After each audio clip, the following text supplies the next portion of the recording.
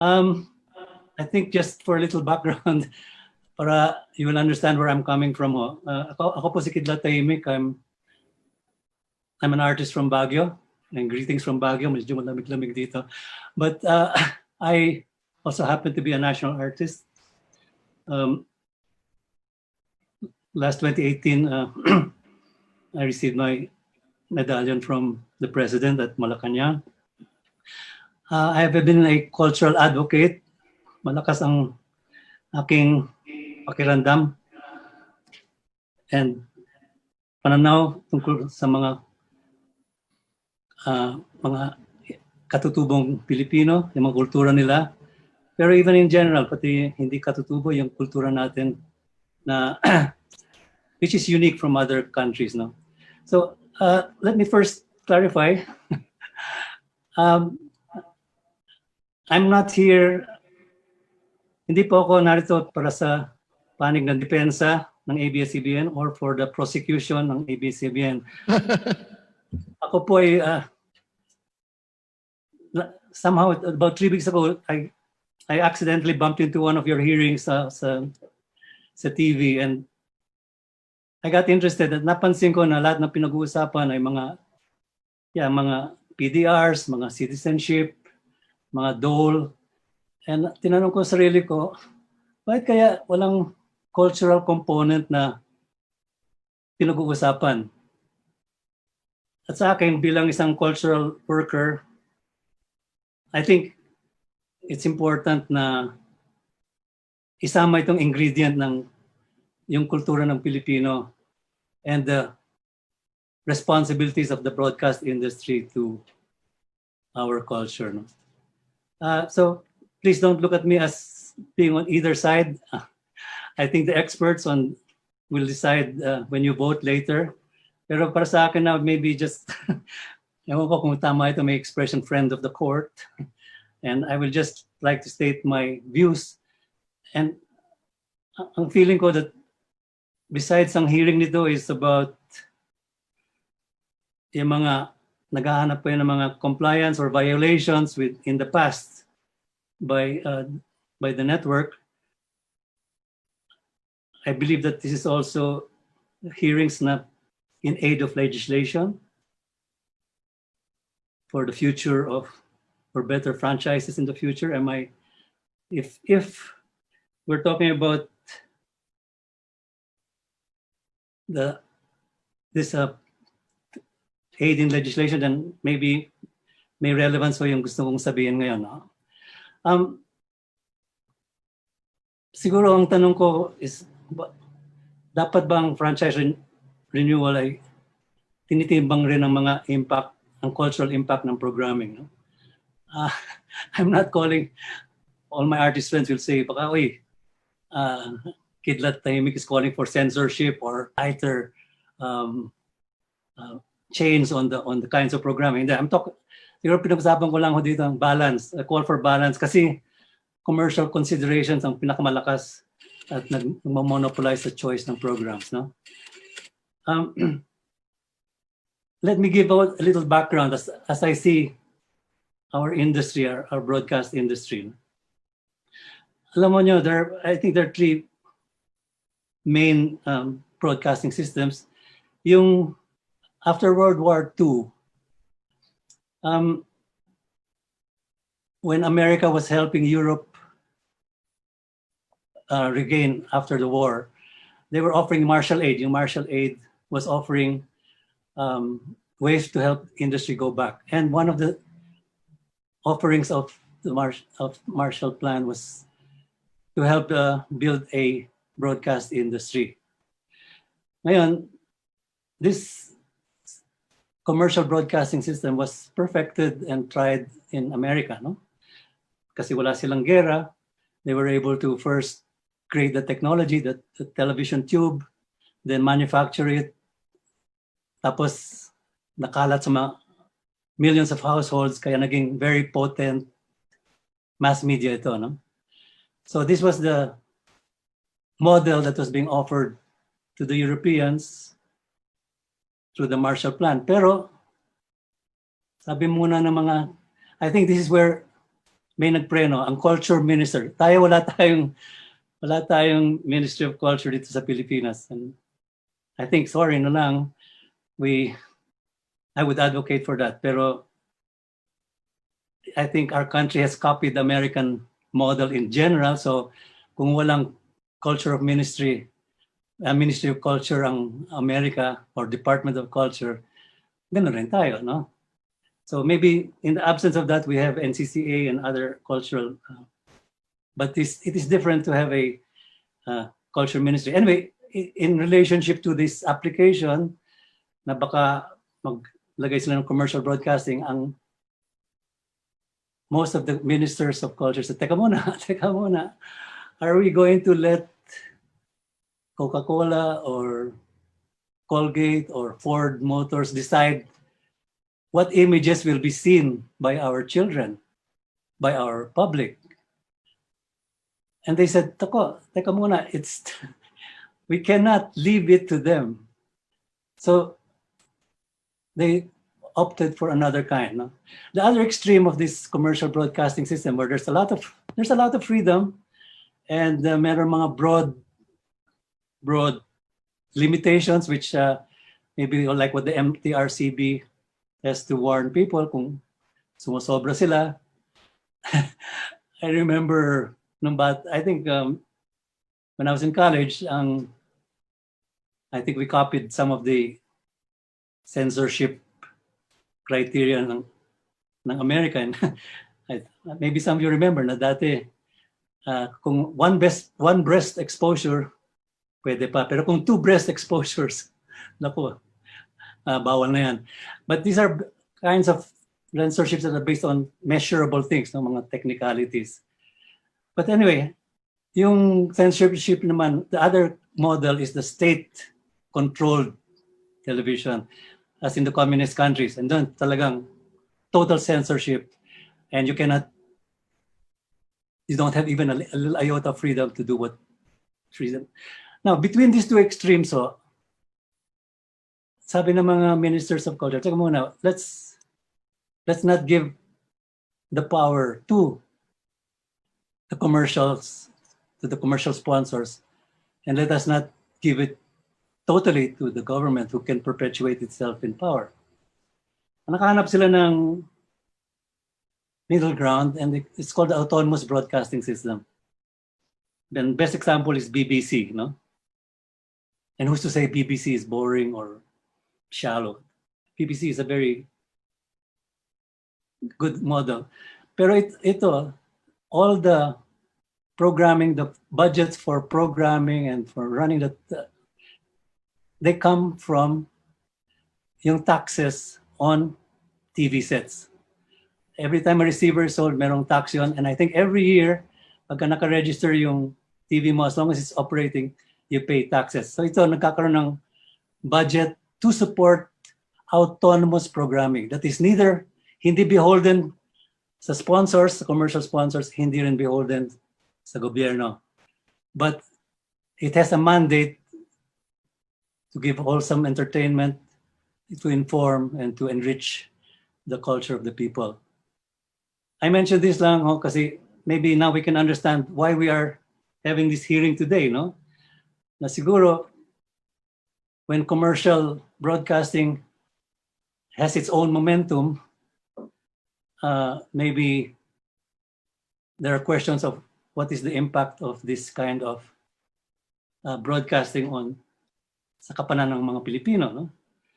Okay, yung unang, just to get to where I am, no? Yung unang head ng BBC, and BBC nga was done on a non-commercial basis. Pero I think in the 1950s, nagkaroon na ng possibility na magkaroon ng commercial broadcasting, yung ITV yata yan. Anyway, he fought this kasi alam niya, malakas ang influensya ng the money that feeds you, no? It might be extreme, but anyway, his name was Lord John Reith, yung unang head ng BBC, and sabi niya, somebody introduced Christianity to England, And somebody introduced smallpox, bubonic plague, and the Black Death. Wala pang COVID noon, pero siguro dapat kasama yon. Need we be ashamed of the moral and cultural values or the intellectual and ethical objectives which are now at stake if we leave everything to sponsored broadcasting? In a way, I think he was explaining kung ano baka ang magiging problema when advertising revenue is the only criterion or the main criterion for what is televised. No? Okay, sa Filipinas, I think we chose the American model, not only because we were colonized, but after the war, we were given independence on July 4, 1946, although we had gotten our independence before. Pero yung American model na yun, and I think it was the Alto Broadcasting System of Antonio Quirino, no? He's the brother of the former president. They started it and naging commercial ang basis ng broadcasting dito sa Pilipinas. Ito sinundan rin ni Uncle Bob. You all remember Uncle Bob Stewart sa Channel 7. Again, also that firmed up our situation as a commercial broadcasting system. Okay, if I can bring up the question, why is cultural relevance important? I'm not saying that all programs dapat may ballet dito at may concerto dyan at may Tivoli weaving. We're not talking about that. Pero let's face it, ad revenues create a certain direction in the kind of programming that is fed to our people. No? Kanina, I'm glad that kanina pinag-usapan niyo yung bias, no? And I think you're talking about bias in newscasting, and there's also, well, there are other kinds of biases that I might add here, no? Like for example, and I'm glad that yung nagsalita yung KBP kanina because now I know where to complain. I remember ho nung somewhat the late 1990s, there was a TV program, and I think it was Congressman Lucy Torres who was acting there, and then there was a line, no? Yung line. Maybe it was not her fault, but it was fed to her by the scriptwriter. Pangit-pangit mo. Siguro tatay mo, igorot. Ha ha ha ha ha. Canned laughter, no? Mga ganon. These are supposed to be funny, but there are biases that are not even covered by the sponsors, no? This or another bias that we can talk about is like about 3 years ago or 4 years ago, I was so happy and at last merong television series which was based on tribal people, katutubo, mga alamat nila nakapasok, they had enchanted snakes and yung Amaya yata. Yeah, it's Amaya. And I was congratulating, to myself, the GMA for, wow, most producers are too lazy to do period films na maghanap ka pa ng mga costumes, magre-research pa sa mga... Mr. De Guia. Yes. Thank you for the remarks. Mayroon na ako gustong tanongin sa inyo. May I interrupt you, sir? Yes. Sir, I noticed that may sinabi ko kayo kanina that if advertising revenue becomes the only criteria for broadcasting, ay magkakaproblema po yung ating lipunan. Did you say that, sir? Magkakaproblema ang ano? Ang ating bansa. Pagka advertising revenue na lang po ang naging basis ng decision ng broadcasting. You said this earlier, di ba ho? Yes. I believe that the bias or the skew that comes from the preponderance ng advertising will change what our audiences will see and what they cannot see. There are many films or programs that cannot be shown because hindi, what's that word, patok sa takilya. or what I call psst, psst film, patok sa takilya, or patok sa advertisers. So there are many programs that will never see day of light because they do not fit the Nielsen ratings. The Nielsen ratings is the way of how they choose the programs. Ito na lang po, no? Would you have any word to ABS-CBN? Kasi sila po ang dominant players sa industry. They're the most dominant players in the broadcasting industry. Would you have any word for them to at least wrap up your your message to us in the committee? Okay. As I said, I'm not looking at this strictly as an ABS-CBN thing. Kaya, But to the committee in general, sir, to the committee on franchises, kami yung nagbibigay ng prangkisa sa broadcasters. Maybe you can give us a word of advice to the franchise committee para ho maisaisip namin yung iyong mensahe tungkol sa kultura ng Pilipino. Okay. One of the things that I also wanted to just mention here was yung sa lakas ng influence ng TV, and like it or not, a lot of children are exposed to that. A lot of homes, ang pinaka-babysitter ay ang TV, no? I'm sure there are a lot of enlightened parents who try to control that and engage. Pero let me quote another. Alam mo nyo, and this I think this is relevant, no? Noong 1961, when the new administration of President Kennedy brought in a new FCC commissioner, no? I think the FCC is like our Department of Telecommunications, and he was going to change the whole thing, and he said, you know, out of 73 hours of evening prime time and there's 59 hours ng action, situation comedies, quiz shows, and movies.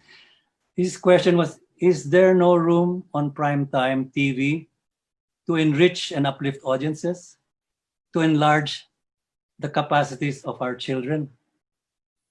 Okay, I can leave that there, and whether it's a message for ABS-CBN or for GMA or TV5, it's up to them.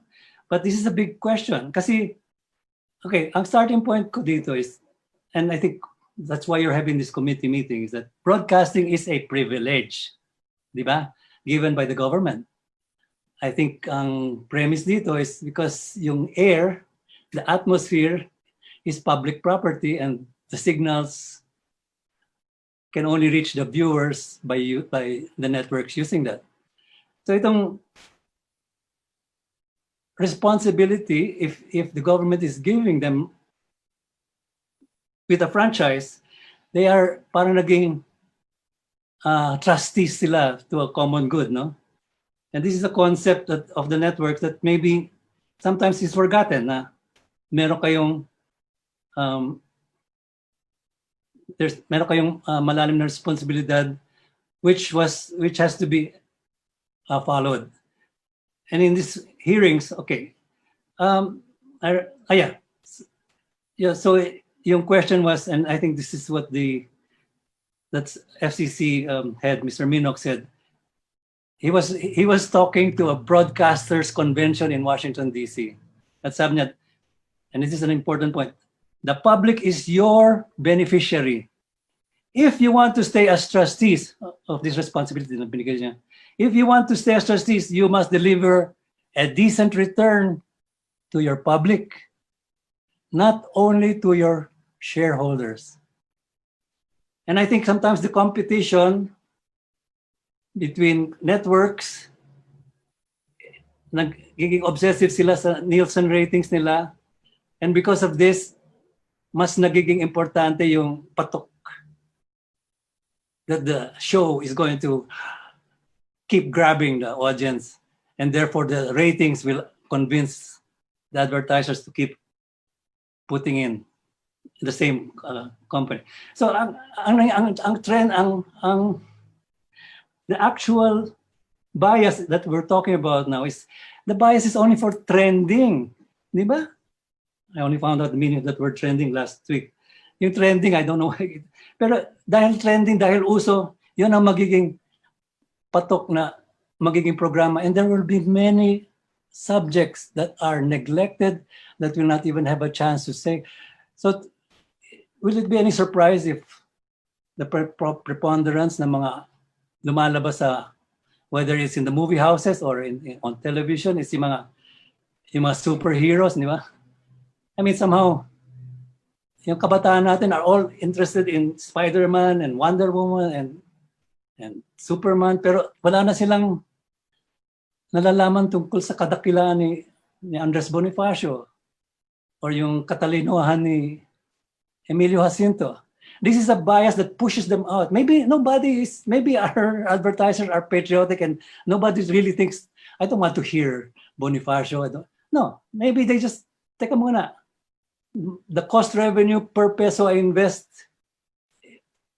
by showing instead the X-Men or any major hero will be better than if I show Marilu Diaz-Abaya's Rizal film. This is the kind of biases that I think are unseen, but if a real content analysis done of our shows will show. No? Okay, I want to come to a closing, and maybe I will try to. Napansin ko sa last 10 sessions niyo, you've been looking for violations, but if I look at my cultural criteria, and I want to bring it up, well, sabi ng KBP kanina, they can take complaints, but if, for example, if I would complain that Amaya was such a great adventure and to take a risk, no? But if I say, teka muna, but why is Amaya, who is the princess of that village or of that people, bakit siya yung, I don't know what's her name, Marian something, but she's the queen of skin whitening lotions, no? What is the subliminal message of that to all our kayumanggi Filipinas when they see that, wow, kailangan palagi yung pinakabida is somebody who is like them. Now, these are the kinds of things that maybe, can I come to somewhere where if I am talking to the committee in terms of future legislation, no? In aid of legislation, I think be aware of this strength of this bias, no? And how can we balance it? Can we have another agency that will try to say, teka muna, sobrang dito on this time, or you have to bring in a cultural balance, whatever. Or another possibility is that maybe whatever you vote today, I know that the honorable congressmen and women are wanting to come to conclusion to this, no? But whatever you vote, I think I would like to throw a seed to be planted. Na, I think we cannot go on like this forever. Di ba? COVID, everybody says after the post-COVID, we cannot go back to normal. We cannot go back to what it was before. And maybe it's a blessing that your hearings are during these COVID times, because meron tayong mahahanap na pwede pang improvein, pwede pang pagbutihan para our television industry will be truly in the service of the Filipino and the Filipino culture. So without throwing out any darts at any of the particular stations, let me just say that my appeal is we cannot take for granted the impact of television. The television set is not like a microwave or a mixer or a washing machine. It's a very proactive machine that, well, you can use some word like brainwash, or it cajoles us to be good consumers.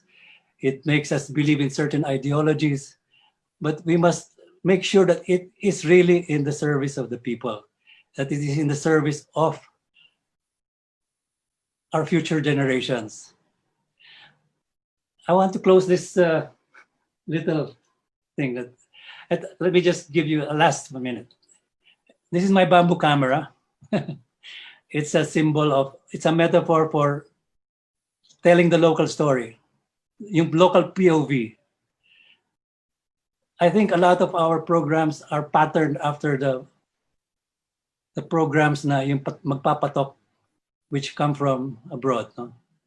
But unless we take and tell our storytelling with our cultural filters, I think we will just be copycat if we just remain as copycats of foreign programming because kikita.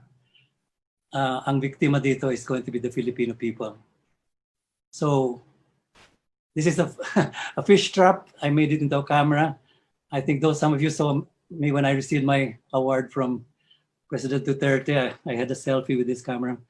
But please remember this visual. It's a symbol of letting our networks serve the Filipino people in a much deeper way. Ito nga. I'm hoping one day, last night, one day, I can give an award to one network who probably has met the criteria of serving and having programming content that is really tumatama sa kaloob-looban ng Pilipino. So, maraming salamat po. Smile, you're on bamboo camera. Smile. Salamat po.